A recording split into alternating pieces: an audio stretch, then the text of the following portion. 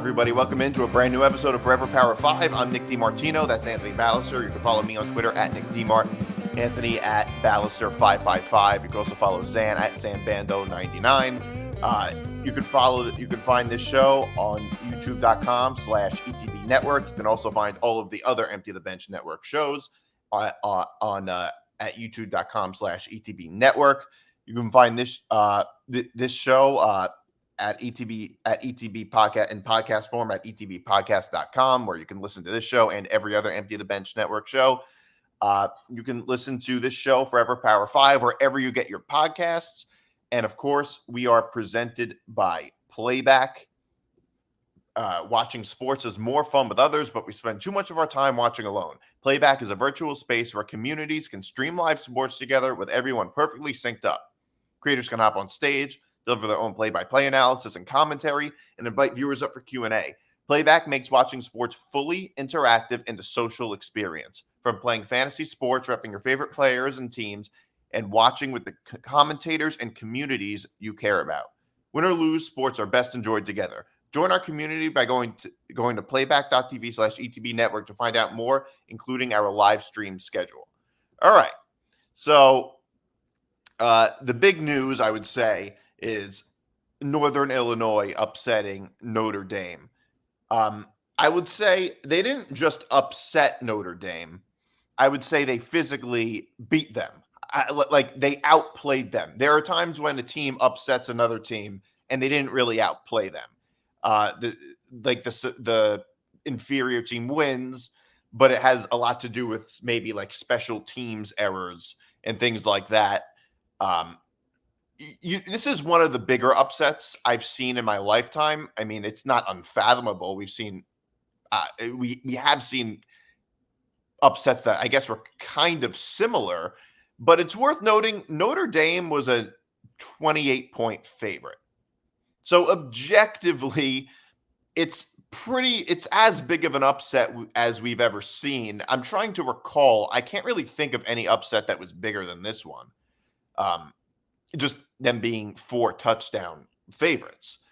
I don't know. It's a very I think there's a lot of things about this that are just so noteworthy. Just about this particular win that are so noteworthy.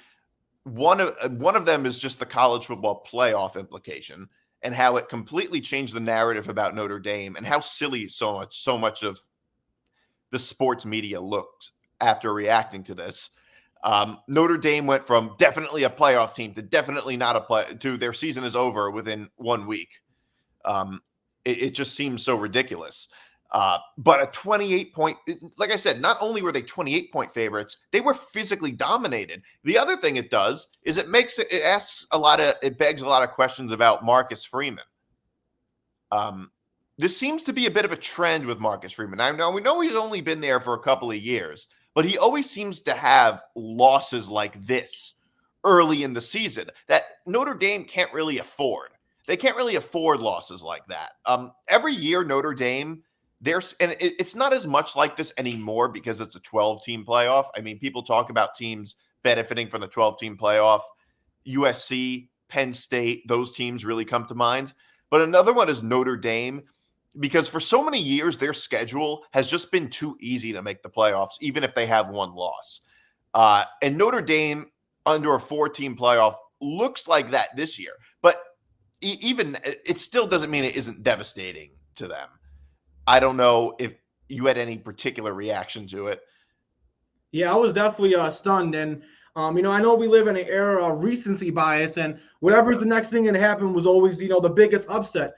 But honestly, this one might be rightfully so. I mean, you had a team that was ranked 5th, I believe, against an unranked group of 5 team. Now, I know Northern Illinois was disrespected and obviously a much better team than we thought.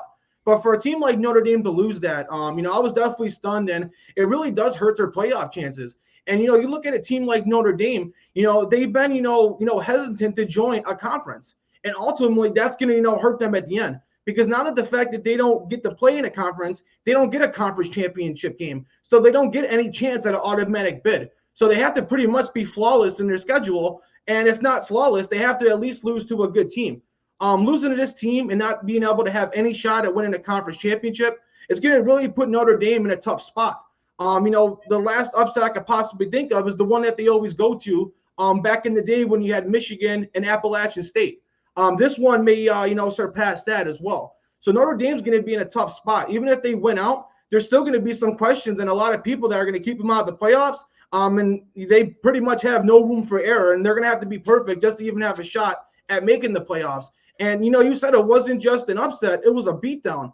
I feel like Northern Illinois was the best team in all three phases of the game. I feel like they were the better team on special team. They seemed to have the better defense, even though Notre Dame's defense wasn't too bad. And they definitely had the better offense. They even honestly had the better quarterback. Northern Illinois quarterback was pretty smart and efficient and managed the game well, while Riley Leonard for Notre Dame struggled a lot.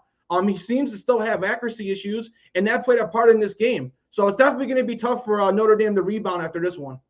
Yeah, I'm just looking up. I'm trying to find how big of an underdog App State was against Michigan. That was a long time ago. I'm actually curious to see how big of a how many points Michigan was favored by when they lost to App State. I can't find it right now, but yeah, I'm interested to see that because that would be a pretty. I never thought of that. That would be a pretty. This definitely goes down all-time upsets, I would say. I think it might be even a bigger upset than. Well, I remember App State beat Texas A&M 2 years ago, and that was a huge thing. I think they might have even been bigger favorites then. But I think that everybody the way I see it really is that the narrative, the people shaping the narrative look so silly. To go from one extreme to the other about Notre Dame. First of all, I will say, even though nobody thought this would happen, it's not like the most unfathomable thing in the world that a Notre Dame team, particularly a Marcus Freeman Notre Dame team, will lose in week 2 to a team that they are far superior to. Like, just objectively, that's happened. Like, this is like it's happened before quite a lot. Notre Dame does lose a lot of these games. It's happened even in Brian Kelly's days where they've lost games like this. Some teams do it more than others. Notre Dame does it a lot, it seems like. So the idea of them losing a game like this is not the most unfathomable thing in the world. And it's kind of odd to me that it never really occurred to anybody that something like this could happen. When everybody was just talking about how they're a playoff team after beating Texas A&M. And speaking of Texas A&M, like, is it really that good of a win anyway? Like, it's a quality win. If you have a win against A&M and you go 11-1 or 10-2, that's actually not they're probably a playoff team. But I don't know what made everybody think Texas A&M was like this great team. They haven't consistently been a good team. In fact, the past couple of years, they've been a total dumpster fire. I mean, in the post-Jimbo Fisher era, they had a pretty good year in 2020. They beat Alabama in 2021. But these past couple of years, my God, I mean, like, what makes everybody think Texas A&M is like this amazing win? Yeah, that's a great point, Nick. And, I think what it comes down to is Texas A&M has a lot of great recruits.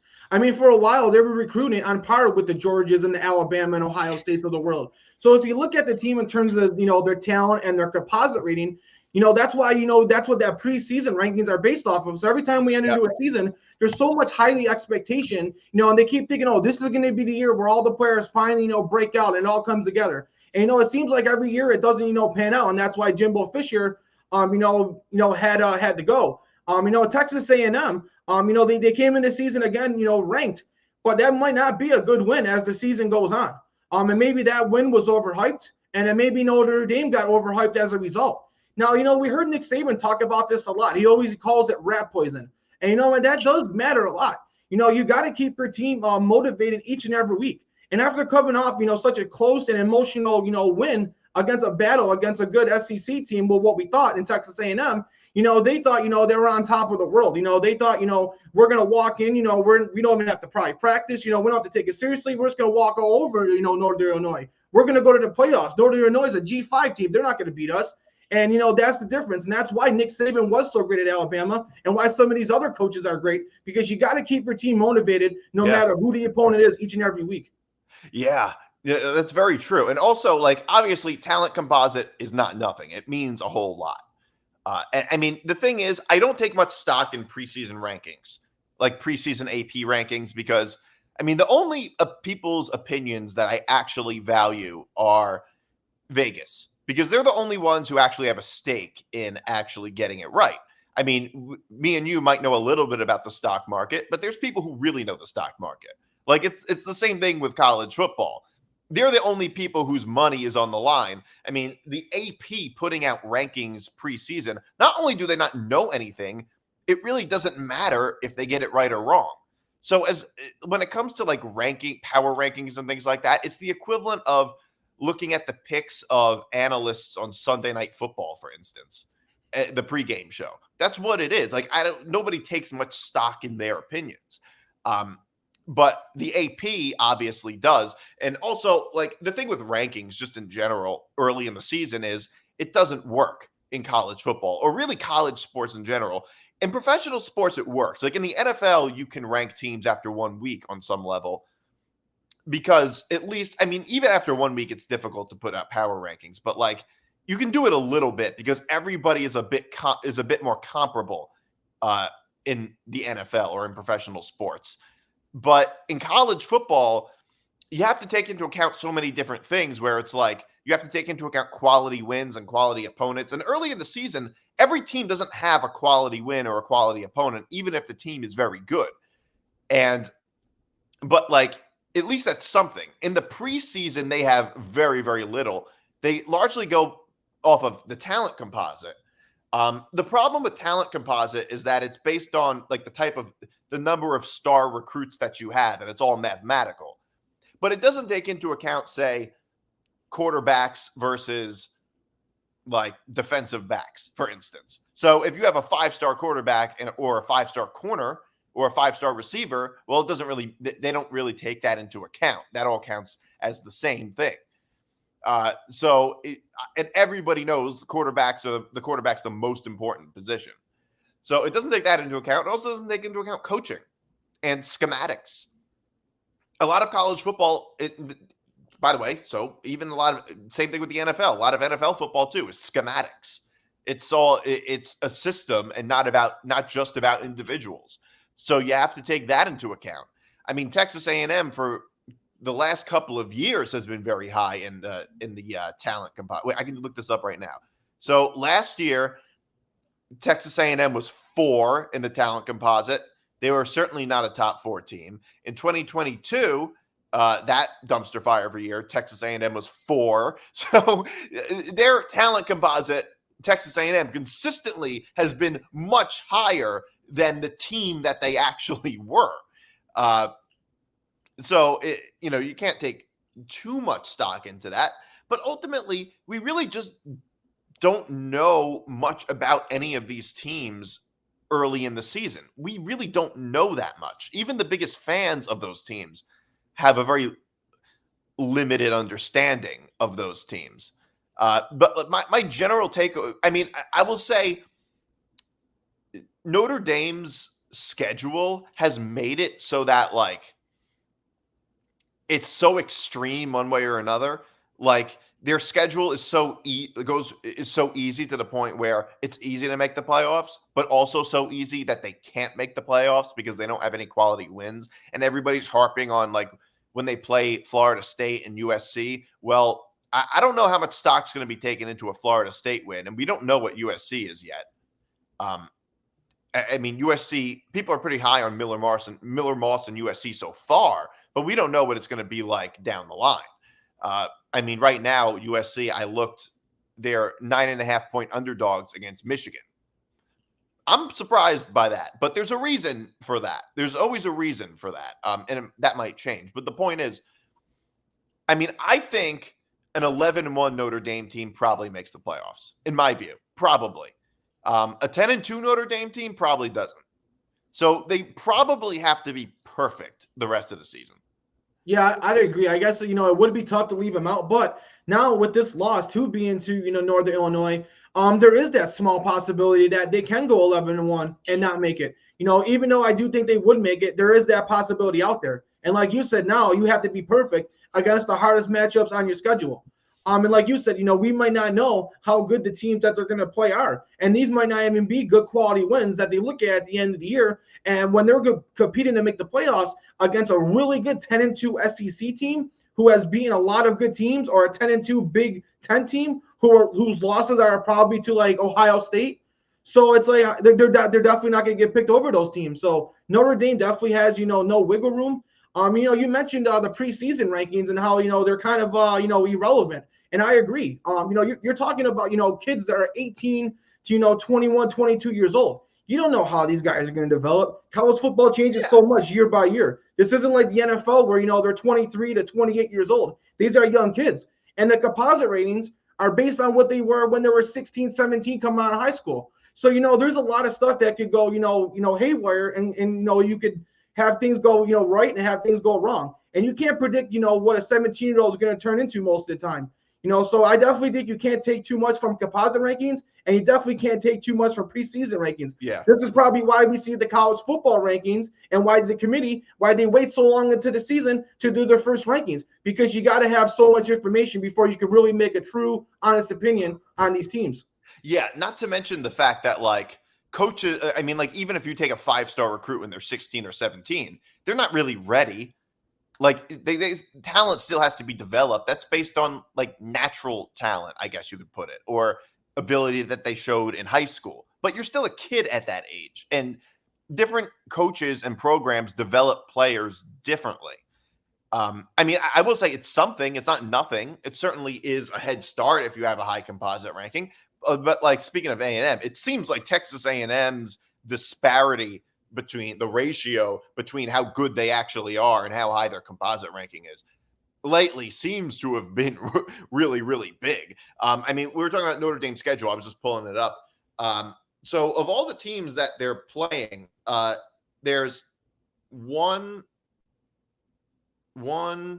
two more ranked teams that they're playing. Louisville and USC that they're playing.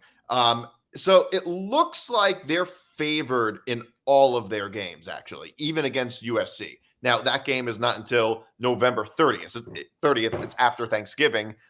That is like 300 years in the future in college football terms, in college football years. So we don't know what that's going to be when they play USC, what the betting is going to look like. And by the way, USC is the home team. So Vegas really likes Notre Dame a lot more than USC, it seems like, even though everybody right now seems to be very impressed with USC. So that's another thing we have to look at. But it is worth noting they are favored in the rest of their games. And it is also worth noting Notre Dame sometimes recovers from losses like this. With a 12-team playoff, they probably could make it. The other team that comes to mind with a similar type of schedule as Notre Dame, I would say, is Miami. Miami is another team with a similar schedule. They play Florida State. I don't know if they play Clemson this year, but I think I'll pull this up right now. Hold on. All right, so Miami, who is, by the way, is playing Ball State this week. They're playing Louis. Okay, so the two ranked teams that they're playing, actually, no, there's one ranked team, and it's Louisville. The two toughest games I would say for Miami are Louisville and Florida State, both of which they are actually underdogs in. Louisville and Florida State are favored over Miami, believe it or not. I think a 10-2 Miami, I mean, first of all, if they win the ACC, they have an automatic bid. So I think that Miami and Notre Dame are similar in that sense. At least I would say Notre Dame's schedule going forward is probably a little, well, I wouldn't say it's easier. I'd say they're favored in all the rest of their games. I wouldn't say it's easier. I wouldn't say USC is easier than Louisville and what do you call it? I wouldn't say USC is easier than Louisville and Florida State. In fact, it's harder. I would say it's harder. USC is harder. So the point is, both of those teams have pretty easy schedules. The difference is Miami hasn't lost, and they haven't lost. Gets the automatic bid, like you said, being in the conference. Yeah, and they're in an easy conference. They're in one of the easiest conferences. I think that like people, I can't stand. I for so many years I couldn't stand when people were obsessed with like records in college football. Like, what record does this team have or versus that team? And I've always said, like, conferences are uneven and schedules are very uneven. And they're a little uneven in professional sports too, but you can't argue it's the same level. Like, this is a whole nother level. This is why we see blowouts and playoffs. Yeah, and especially now with the super conference phenomenon. I mean, teams in the SEC just have different levels of schedule, and there's nothing you can do to avoid it because we don't always know how good these schedules are made years in advance. We don't know how good every team is going to be. So that's why it just proves my point about record. I do want to talk about this. Texas destroys Michigan, defending national champs, 31-12. And to be honest with you, that score does not do it justice. No, it was pretty awful for Michigan, and Texas really put it on them. Their defensive line was ferocious. Their secondary was unbelievable. They had no answer for Quinn Ewers and those wide receivers. And Michigan is really struggling this year on offense. I said that coming into the season that Michigan is going to struggle on offense. We know what Jim Harbaugh does, but they also lost J.J. McCarthy. They also lost Roman Wilson, a good wide receiver. So they don't have the receiver talent that they once had. And I really think they got a hole at quarterback that's really going to, deter their season. I don't like Alex Orji. I know he's athletic. And I don't like Warren. I don't think those are guys that they can rely on. I know Michigan always has a good offensive line. But, I don't think that's going to be good enough to compete. And, this game probably I thought would be closer. But Texas really put it on them. And, one thing that's definitely shocking is for Michigan, I thought Donovan Edwards would be a lot better this year. He's been a good running back who's been, splitting time with Blake Corum, and Donovan Edwards hasn't really done what I thought he would. So, Texas really, dominated this game, and I think Texas has established himself as one of those top 2 or 3 elite teams that could win it all this year. Well, keep in mind, they also lost Blake Corum. That's 3 notable players, not to mention Harbaugh, and there's probably a bunch of others that we're not thinking of that maybe some Michigan fans would know that Michigan fans would probably know of. I mean, Donovan Edwards was great, but he was never the top option. It was always Blake Corum who was the top option. And yeah, quarterback play is a big thing. I never really liked J.J. McCarthy that much as an NFL quarterback. He's not an all-time great college quarterback. I don't think anybody thinks he is. But there still is a very big difference. And quarterback play matters a whole lot in college football too, not just in the NFL.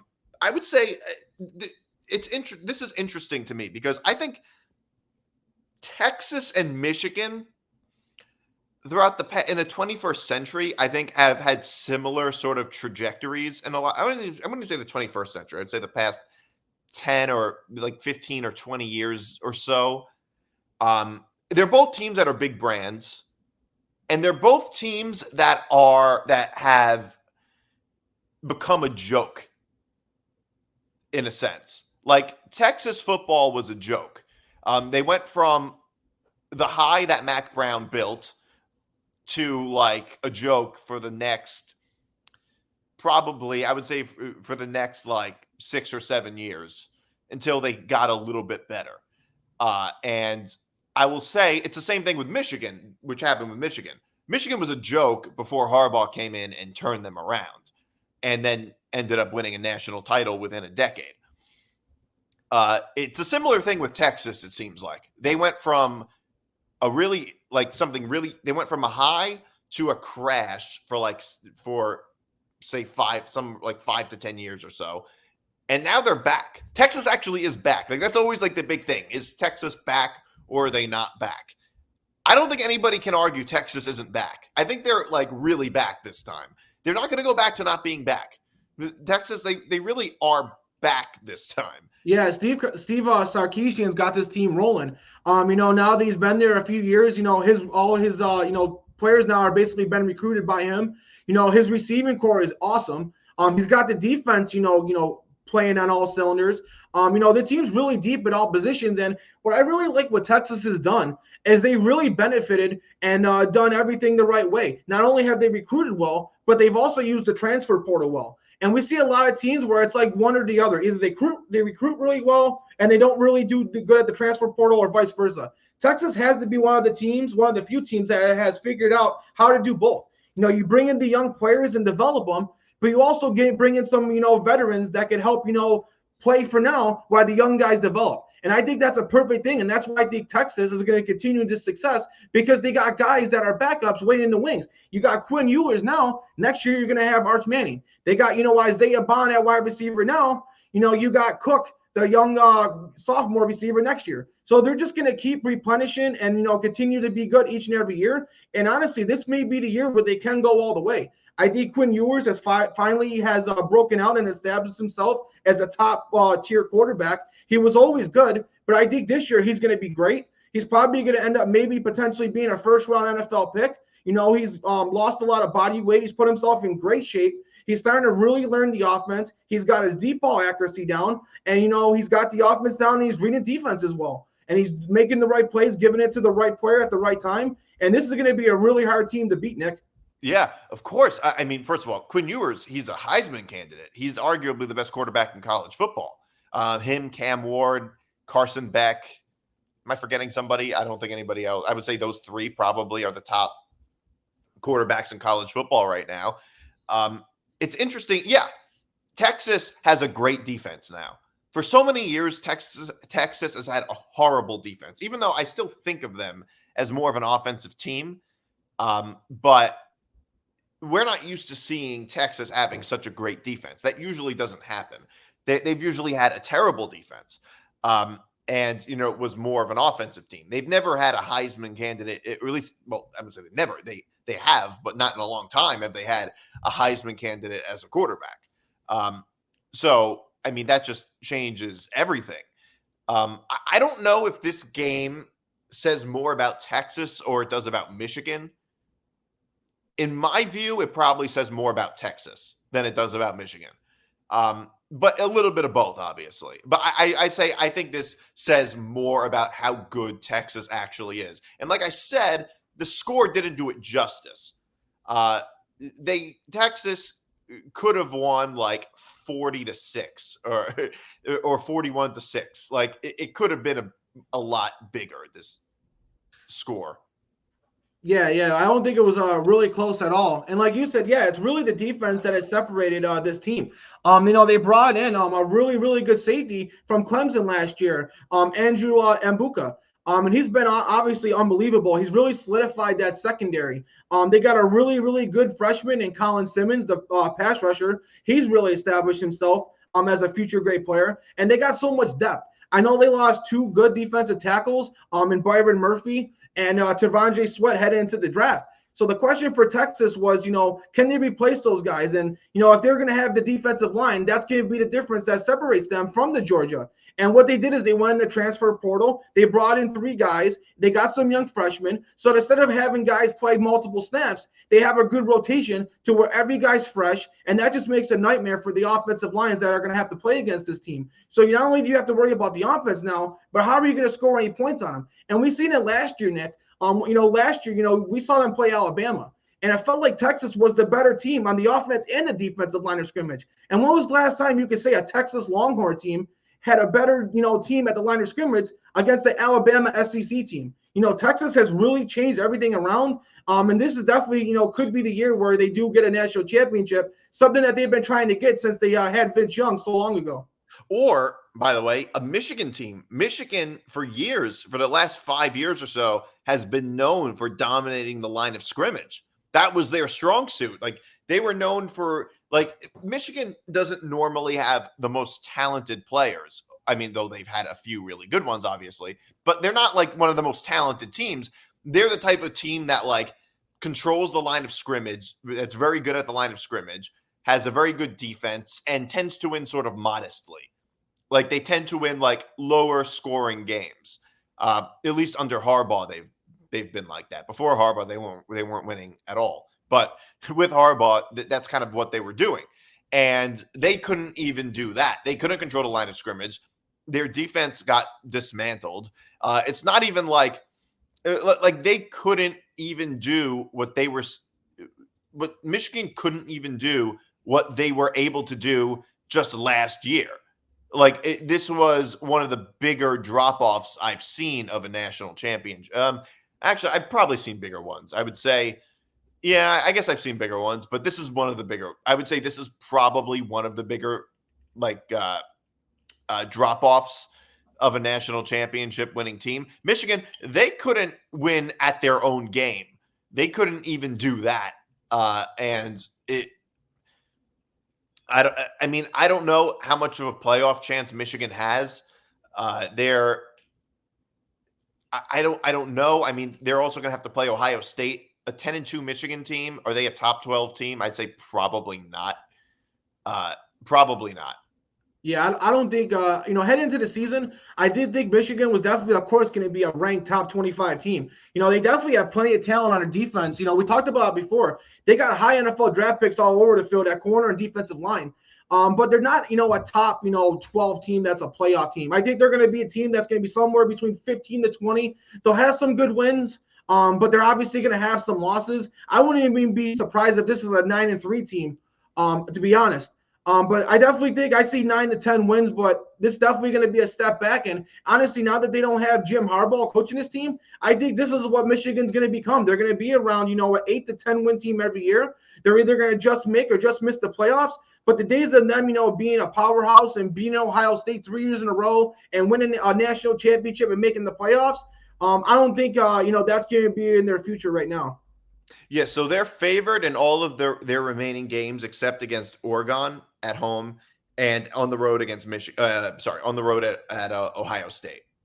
So there's 2 games that they're not favored in, and based on the way Oregon looks, I don't know. Michigan probably has a good chance based on the way Oregon is looking. That could be a sneaky matchup with the way Oregon's offensive line's been playing. Yeah, so we'll get to that. Nebraska beats Colorado 28-10.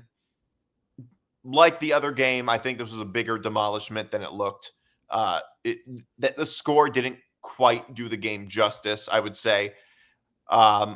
Like we mentioned with Oregon, I think the biggest thing is Colorado's offensive line. I would say the biggest problem with Colorado right now is their offense. Their offensive line was terrible. Shedeur Sanders had no time to throw. It's also worth noting Shedeur Sanders also holds on to the ball too long. He does a lot of that too. This is, I mean, based on what we've seen from Colorado so far this year, I would say it doesn't look like they've improved since last year. I mean, sure, they're better than they were 2 years ago. Deion Sanders can attract transfers just because of his name. Everybody wants to play for Coach Prime. But, I mean, Colorado doesn't even look like they've improved.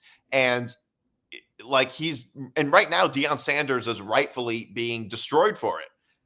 I would say, I've said this before, I think Deion Sanders seems to have too big of an ego to be a college football coach.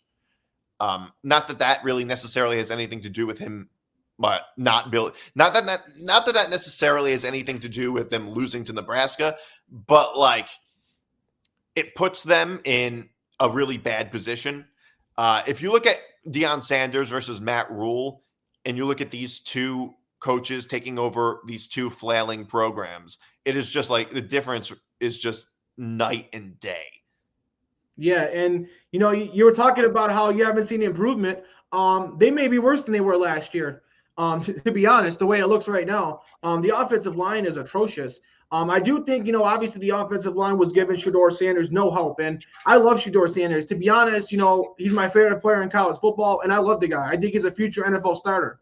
But he does hold on to the ball too long, and honestly, I think that was probably his worst game I've seen him play in college. Now, like I said, I know that his offensive line was bad and didn't give him any help, but that was probably the worst game I've seen him. He was throwing, interceptions, a pick six. He was all over the field.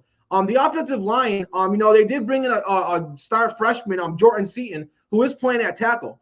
But he is a freshman playing tackle at the end of the day. As talented as he is, obviously a freshman playing tackle can still have his problems. And Nebraska was really highly motivated after what happened last year.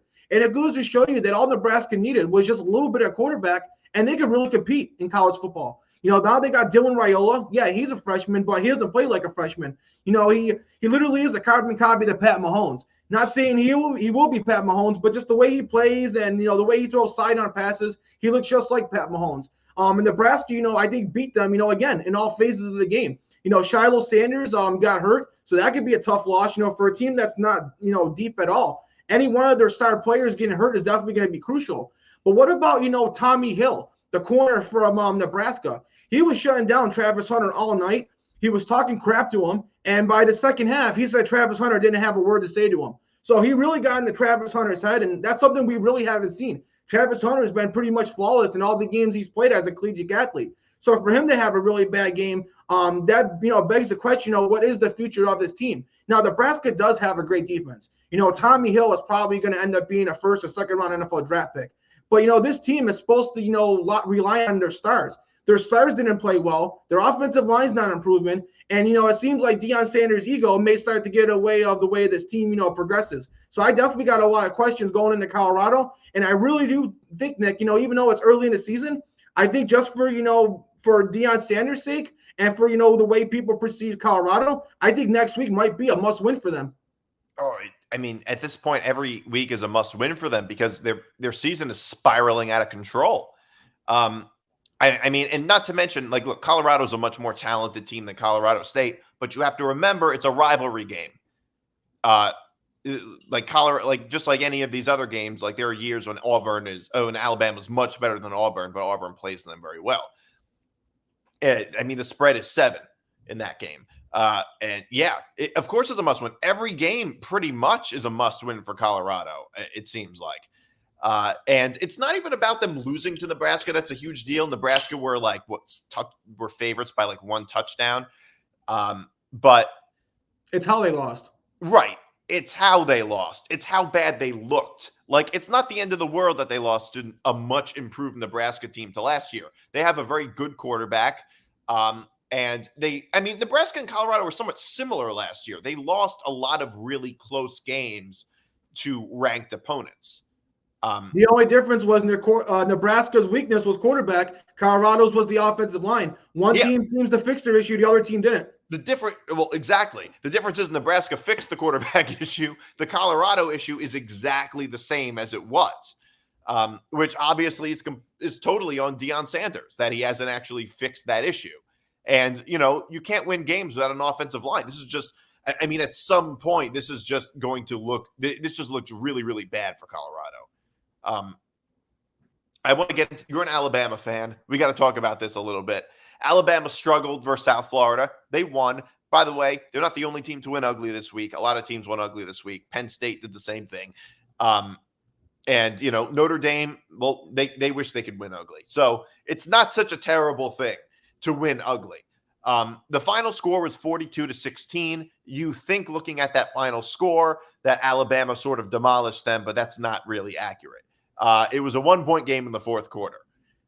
They were up 14-13 against South Florida. By the way, it seems like South Florida does this type of thing a lot. It seems like where South Florida, they almost beat teams that are just way above them. That's supposed to be they're supposed to be one of the easy game on the schedule, but they almost beat them. Alabama just went off in the fourth quarter. They scored 4 touchdowns in the fourth quarter. But in the fourth quarter, it was a 1-point game, which I think is worth noting. By the way, Alabama's offense can be explosive for sure right now. For me, my one big takeaway is when they were down when they were down by 1 point, No. They were down a little more, whatever it was. That point where they decided to kick the field goal. Yeah, when they were down. Yeah, I think they were down 21-13 at that point when South Florida kicked the field goal instead of going for it. In that situation, you got to go for it. In that situation, down 21-13. You got to go for it in that situation. That's my biggest thing. You never know they probably would have lost anyway. Alabama hung 28 points on them. I don't know. You're an Alabama fan. Are you concerned about this? Not at all, actually. This same thing happened last year against the same team, South Florida. Actually, it was much closer, and Alabama came closer to losing. At that point last year, we didn't know who the starting quarterback was. I think Jalen Milroe got benched. They were playing Blake Barnett. They were playing some other quarterbacks. And I think after that week, I think they finally decided that they were going to decide and go with Jalen Milroe. And that ended up being the turning point of Alabama's season. I think that somewhat happened in this game. The only difference is we saw the turning point happen in the fourth quarter instead of the week after. We do got to remember that Jalen Milroe is learning an entirely new system and a new coach and a coach that has, a very, very tough system to learn. Not saying it's an NFL style system, but it's definitely predicated on passing, throwing it to the open man. And Jalen Melrose is an athlete who has already kind of struggled playing that type of way, but he definitely has shown improvement, and he's got all the talent in the world. He honestly has Anthony Richardson type of talent. He's got super, super explosive speed. He's got a cannon of an arm. His deep ball accuracy is good. And if Kalen DeBoer could get him to get that short and intermediate routes down, Alabama's going to be really tough. So I'm not really worried at all. I honestly think, what I saw in the fourth quarter is going to be what we see as the season goes on. I think Jalen Melrose is going to improve as each week goes on. And I think by the time this season finishes, I do think Jalen Melrose will be a Heisman candidate. I think he finished 4th or 5th last season. And I think Alabama will be in the playoffs once again. Yeah, I mean, a 10-2 Alabama team, I would say they're probably in the playoffs, depending on for the rest of their schedule, it looks like they're going to be favored other than LSU and Georgia, obviously. If they can beat LSU on the road and Tennessee on the road, they're slight favorites against Tennessee. But I mean, Tennessee looks really good. We don't know. I mean, that line may very well change. Right now, I'm more scared of Tennessee than LSU. I would be too. I'm just looking at what the odds are saying. I agree with you. I would be much more afraid of Tennessee than LSU right now. I mean, actually, I would say the biggest team to be afraid of would be Georgia. Georgia's they're 4.5-point favorites. You're going on the road against Georgia. That could be that is a gauntlet. That could be a buzzsaw for Alabama. But that's the one loss that they have. That's a loss they could definitely get into the playoffs with. Well, if they go 11-1 with a loss to Georgia, they're a playoff team, certainly. A 10-2, maybe not, but even then, probably. I'm just trying playing in the SEC will go a long way because we're going to see a lot of teams from them in the Big Ten make it. So being 10-2 in the SEC might just get them in. And Alabama's a big name, and if it's close, they'll side with Alabama. Yeah, that may very well happen. I mean, a 9-3 Alabama team, no. They can't lose to Tennessee, LSU, and Georgia. There's no way they can. They can't do that. One. But yeah, so another team that struck another ugly win. I mean, obviously Penn State against Bowling Green was another one, but I do want to talk about Oregon, another Big Ten team. Haven't gotten used to calling Oregon a Big Ten team. They beat Boise State 37-34. Believe it or not, this is the first time Oregon's ever beaten Boise State. I think Boise State was 3-0 beforehand against Oregon. I thought Boise State was going to win at one point. This is the second week in a row that Oregon has looked terrible. It's worth noting in the first 2 games. I mean, first of all, we talk about Colorado's offensive line. Oregon's offensive line. My God. Colorado's offensive line is really bad, but at least it was also really bad last year and hasn't improved. Oregon's is way, way worse than it was last year. And not even, I think they lost, I could be wrong. I think they lost 2 starters. Yeah, head into the season, they're supposed to have NFL caliber, all conference type players at the offensive line. So that's why it's definitely more shocking than what we're seeing with Colorado. Oregon heading into the season, it was supposed to be a 1A, 1B with them and Ohio State in the conference. And that's not the case anymore. I still am very high in Oregon. I still think that they could be a very talented team, but I no longer think that they're among the elites in college football anymore. Their defense is, struggled, and obviously their offensive line is going to be their Achilles heel right now. Dylan Gabriel is doing the best he can to carry them. I like their wide receivers and Evan Stewart. James, the running back, is solid as well. But, that offensive line is going to be the thing that's going to put them in. And I definitely think they're going to have some things to fix if they're really going to want to compete amongst the elite. But what about the running back for Boise State, Ashton Gentry? He's got to be I know they're 1-1, but he's got to be the best player in college football right now. The guy in 2 games has over 450 yards and 9 touchdowns. That'd be a great stat line for an entire season, let alone 2 games. So this guy is looking like he's probably going to be the number 1 running back in the NFL draft, and rightfully so. They didn't have an answer for him. He was literally the only guy on offense for Boise State that was doing anything, and he almost pulled off the upset himself. He himself almost, got the win on offense for them. Obviously, Boise State's defense factored in as well. But, man, Gentry almost got this win, and he's got to be one of the talks and stories of college football so far. But, wow, Oregon definitely is not among the elite, and they got a lot of questions and a lot of things to fix if they really want to go on a title run. Yeah, they haven't looked like a top 25 team, Oregon. They've looked terrible these past couple. They've obviously just looked terrible these past couple of weeks. I mean, Vegas still likes them, I would say. I'm looking at their schedule right now. They're favored, it looks like, in all of their games. In all of, at least, I mean, the game, other than the games, yeah. I mean, they're favored in every game, like, so far. Their notable games against Washington, Wisconsin, Michigan, Ohio State. They're favored against Ohio State. I mean, I get that they're playing at home, but they're 1.5 point favorites against Ohio State. I think that's going to change. That might very well change, depending on how Oregon plays. Between now and October 12th. So that might change. But so far, they are favored in all the rest of their games. If you look at the odds on FanDuel, they're like, on DraftKings, they're like fourth in most likely, third or fourth and most likely to win a national championship. I think fourth, actually. So Vegas actually still likes them. Okay, yeah, fourth. Georgia 1, Ohio State 2, Texas 3, Oregon 4. Well, like I said, they got the talent on the offensive line. It's just the coach has to, to get the talent out of the players. I would say, obviously, the offensive line looked bad in both games. But we do have to look at a level of competition. Now, Boise State is definitely a much better team than what they played last week. Boise State might be a G5 team, but they're a really, really good G5 team. Some people would even predict that they might be in the playoffs because obviously one group of 5 team will make the playoffs. And some people may say that may be Boise State. Now, some people may go Northern Illinois now after this week. But heading to the season, a lot of people have picked Boise State to be one of those top teams. And they're definitely, always been one of these top group of 5 teams. They're not a power conference team, but it almost seems like they are because they're always right there at the top.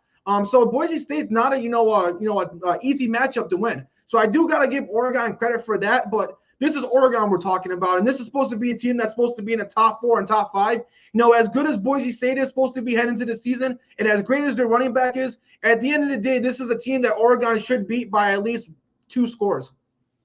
Yeah, I mean, by the way, I would argue Boise State probably is better than some Power 5 teams. They're probably good enough to play in like the Big 12. I mean, a lot of, if there's another conference realignment, I would say that would be, I mean, they would be one of the first teams probably.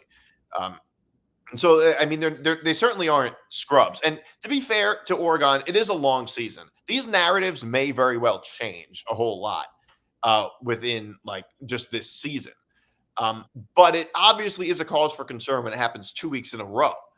And their offensive line has been this bad. Like I said, they give up more sacks in 2 games against Boise State and Idaho than they did all of last season. That is a huge red flag.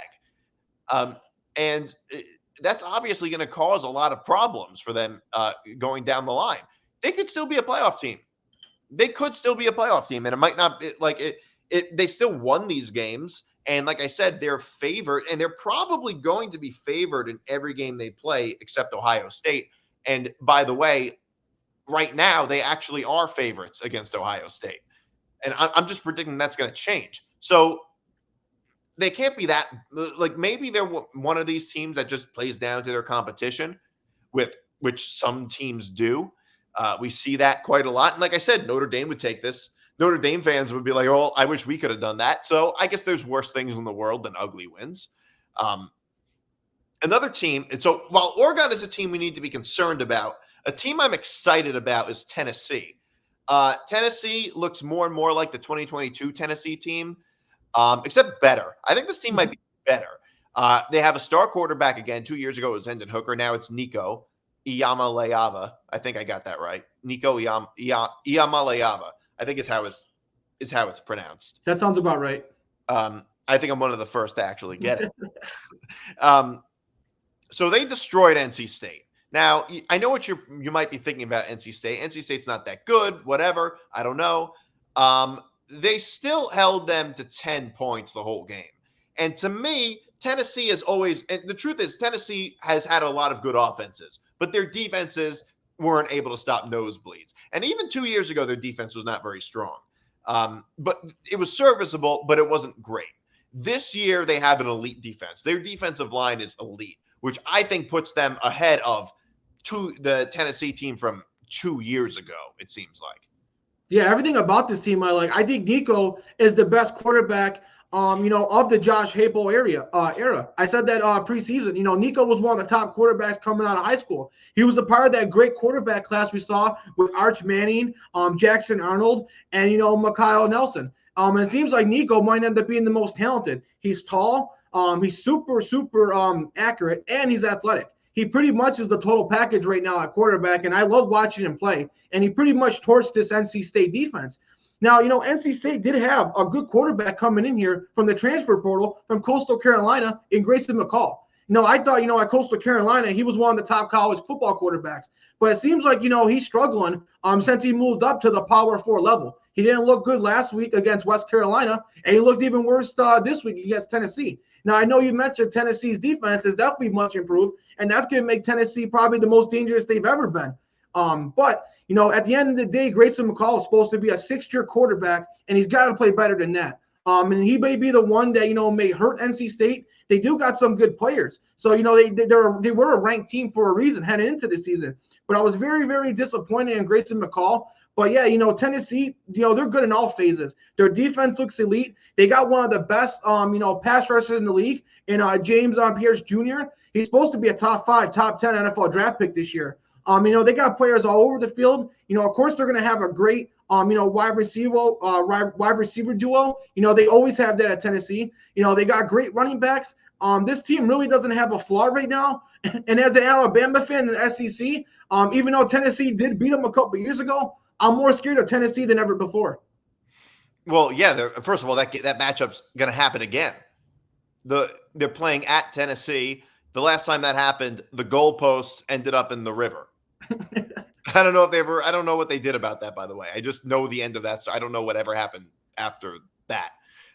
Well, the thing is, Tennessee, there's 3 games that they're not favored in their schedule. Oklahoma, Alabama, and obviously Georgia. In Georgia, they're 16.5-point favorites. Obviously, they're going on the road to play Georgia. Obviously, if Tennessee goes 11-1, they're a playoff team. In fact, they may even make the SEC championship. They may even win the SEC if they go 11-1. They don't even need to beat Georgia necessarily to actually win the SEC. I mean, look, all these SEC teams have tough schedules. All of them do. And all of them are going to have to go through some games that they're not going to that are going to be very difficult to win. All of them. So Tennessee's I'm surprised Oklahoma's favored against Tennessee. Like I said, that could change. They're going on the road. That's probably why. And so Oklahoma, Alabama, and, like I said, they're still the home team. Last time that happened, it didn't end well for Alabama. So I guess, I think, but obviously the toughest is getting through Georgia, but they don't even have to beat Georgia to be a playoff team. They don't have to beat Georgia. But there could be a situation where they lose one of those games to either Oklahoma or Alabama. And then they might end up a 10-2 team, and that might be different, I would say. That might be different. I'm trying to play all the scenarios in my head. I don't know how exactly it's going to happen, but I don't know. No, it seems like when we talk about these teams, just like we said with Alabama, Nick, I think what's going to happen is, if you go 11-1, you're guaranteed to be in. There's going to be a few teams that get 11-1 and that take up a few of the, the spots in the playoffs. And then there's going to be a huge bunch of teams stuck in the middle at 10-2. And it's going to be some teams that are 10-2 are going to make it, and some 10-2 teams are going to miss it. Obviously, your strength of schedule is going to play a part of that. And how well did you play in those games? Did you have close losses or did you have blowout losses? So all these things are going to factor in, and it's going to be the tiniest bit of margins that are going to decide whether one of these 10-2 teams make it or one of these 10-2 teams are just on the outside looking in. Yeah. So I want to get to some picks. Texas A&M at Florida plus 3.5. 2 SEC teams that I guess you could say 2 overrated SEC. I wouldn't say either of them are overrated, but 2 bottom tier unranked SEC teams. A&M at Florida plus 3.5. Florida's getting 3.5 at home, so I'm taking it. I don't know Texas A&M might be a little bit better, but I don't know if I trust them much at all. Like I said, I think Notre Dame beating Texas A&M may have been a bit of an overrated win. Florida, I like Florida to keep it close. Florida often wins these types of games early in the season. 3.5, okay. I mean, even if they lose by a field goal, I still win the bet. So I'd take Florida. Yeah, one thing I want to get in, Nick, before I give my pick, I do want to shout out Zan. His alma mater, Illinois, was able to upset Kansas 23-17. Xavier Scott was awesome in that matchup for Illinois. Their defense was stout. I did predict Iowa State to get the win over Iowa 20-19. I said I loved Iowa State's returning players, and I loved their young players, including their quarterback. So they did get that upset there. Obviously, Syracuse, Kyle McCord, everybody in Ohio State thought he wasn't a good college quarterback, and right now he's proven the doubters wrong. He had 4 touchdowns, leading to the upset against Georgia Tech, and that just makes me think, what does that mean for Florida State? If Florida State loses to Georgia Tech, now Georgia Tech's losing to Syracuse, how good is Florida State really is? But in this matchup, Nick, with Texas A&M and Florida, I'm going to side with Texas A&M. I do like Florida's quarterback, DJ Lagway. I do think he's going to be a star quarterback at some point. But asking a freshman quarterback to go up against this talented Texas A&M defense in the SEC, I think that's a lot to ask for. I do think he'll have his moments, but I can't pick a true freshman quarterback just yet in his second start. So I'm going to go Texas A&M to cover this game. All right, so you're going with Connor Wegman. Yeah, I know Connor Wegman has had his struggles, but I just honestly think the talent of Texas A&M's defense is just going to be too much for the true freshman quarterback. And I like Connor Wegman heading into the season. He looked good before he got hurt last year, but this year he's been absolutely atrocious, and that's definitely going to have to be something to watch. If Florida does win, it could be because he's just so bad that they lose because of him. But DJ Lagway, that's a tough to ask for a true freshman quarterback, so give me Texas A&M. All right. Well, I just want to go back to what you were saying before. Iowa State. That is the most Iowa State score. 20-19. It's like the most. Of course, it was a 1-point game. Of course, it was just a 1-point game. The most Iowa type of thing. I mean, I remember a few years ago, Iowa State games. It wasn't Iowa, but Iowa State games always went under. It was like there was like a huge streak of unders for Iowa State a few years ago, I remember, which obviously makes sense. There's something in the water in the state of Iowa where they can't play offense, I guess it seems like. All right, so we're on opposite sides on this. Florida, I'm taking Florida. Anthony's taking Texas A&M. Boston College at Missouri. Missouri is a really good team this year. We didn't talk about them. They're a really good team this year.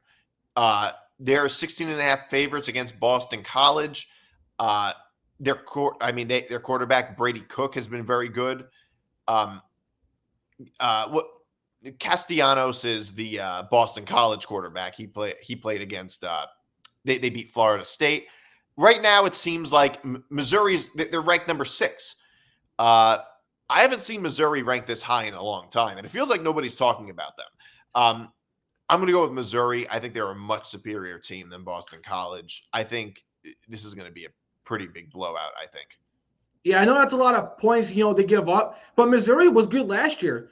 They won a lot of games and were right there at the end of it last year. So they're definitely a team that people should have saw coming.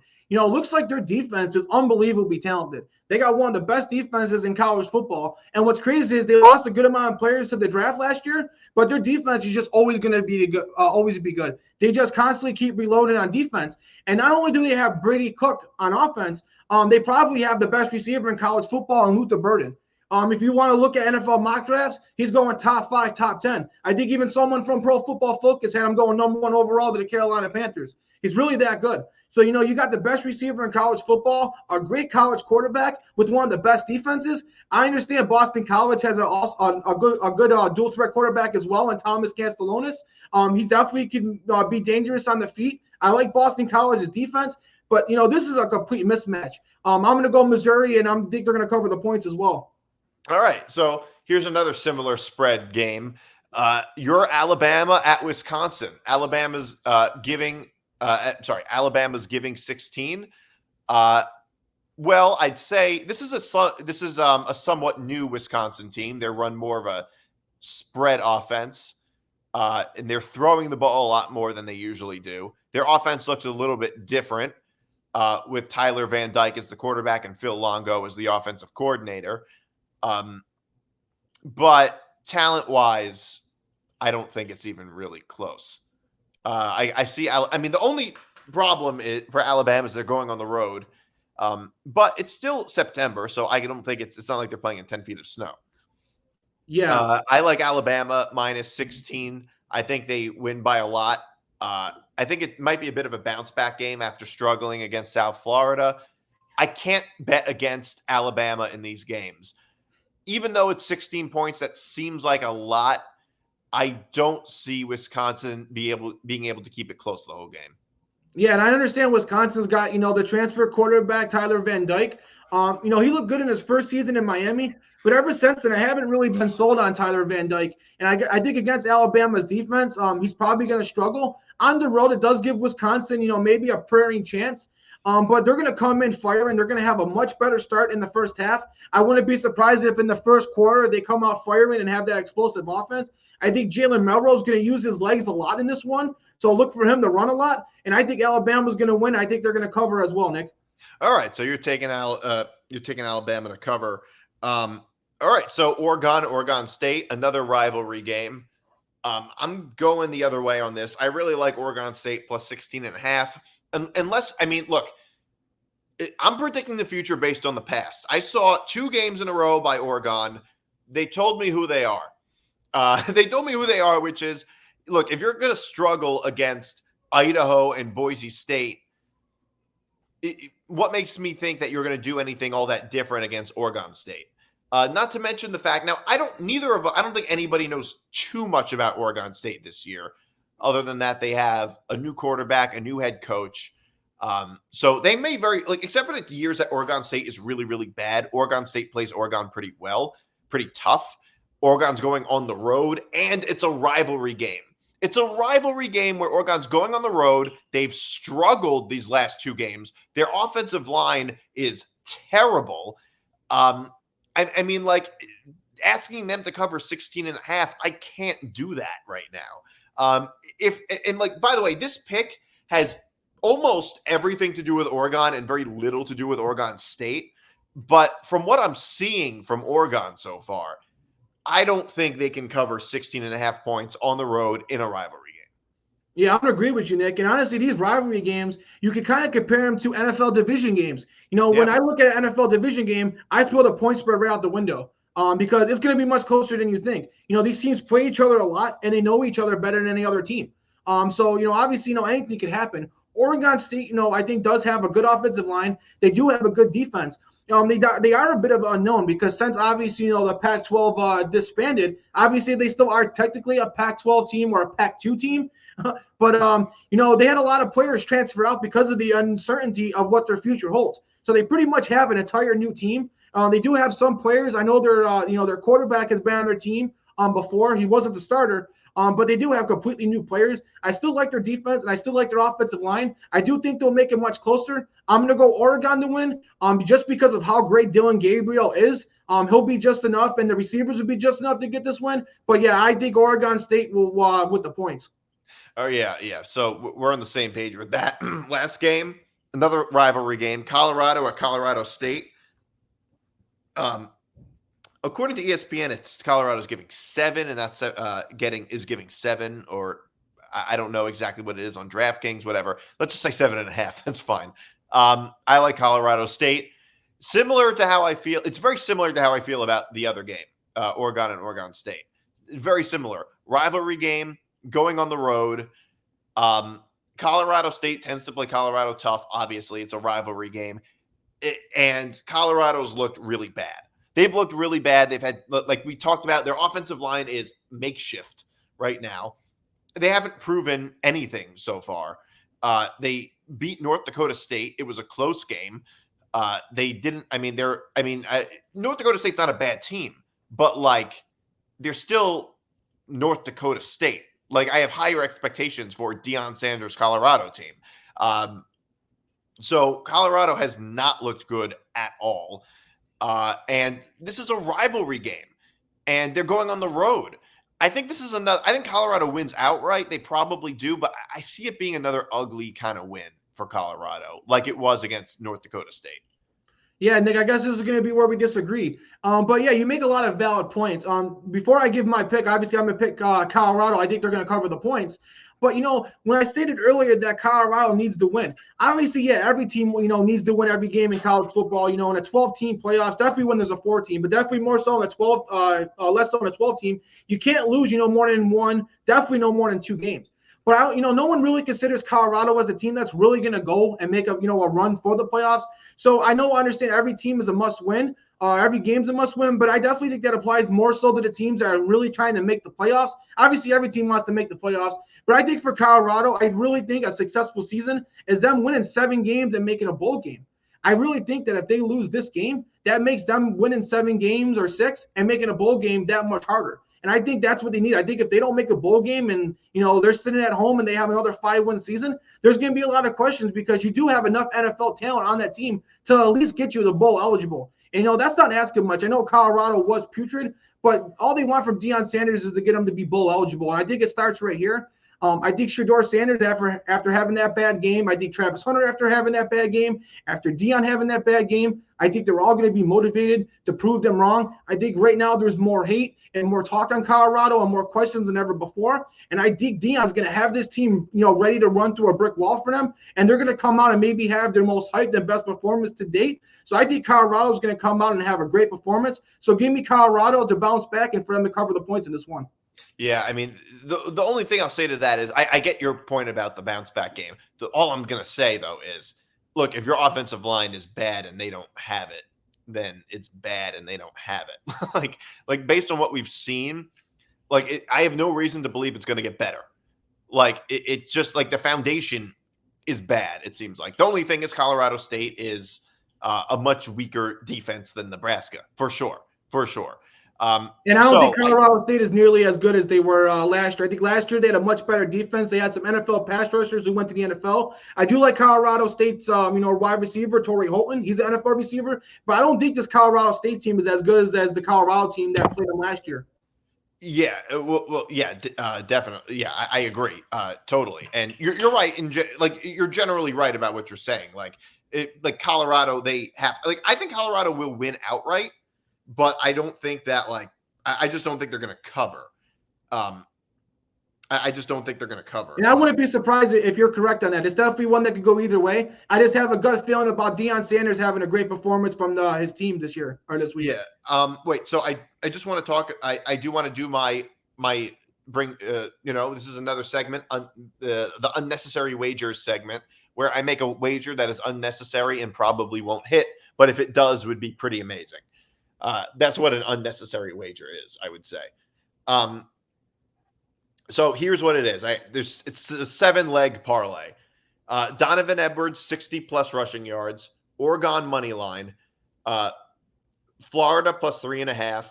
Notre Dame money line versus Purdue. We didn't even talk about that. Georgia minus 14.5 versus Kentucky, which, by the way, is an alternate spread. They're really 24-point favorites. Ryan Williams, 60+ receiving yards, and Jam Miller at Alabama, 68+ rushing yards. Yeah, Ryan, I like that Ryan Williams pick. The kid's 17 years old. He's born in 2007, and he's catching long touchdowns in his first 2 college games. It's crazy. Or probably 2006. He probably turned. He reclassified here. He's 17 years old, playing college a year early. You know what I'm saying? Wait. Was he actually born in 2007? If you search it up, it says February of 2007. Oh, wow. That's crazy. Well, you know better than I would. Yeah, so this parlay is plus 2,372, this parlay. So, yeah, that's our show this week. Thanks for tuning in, everybody. This is Forever Power 5 on the Empty the Bench Network, presented by Playback. You can find this show at etbpodcast.com and youtube.com/etbnetwork. And we'll see you guys next week. See ya.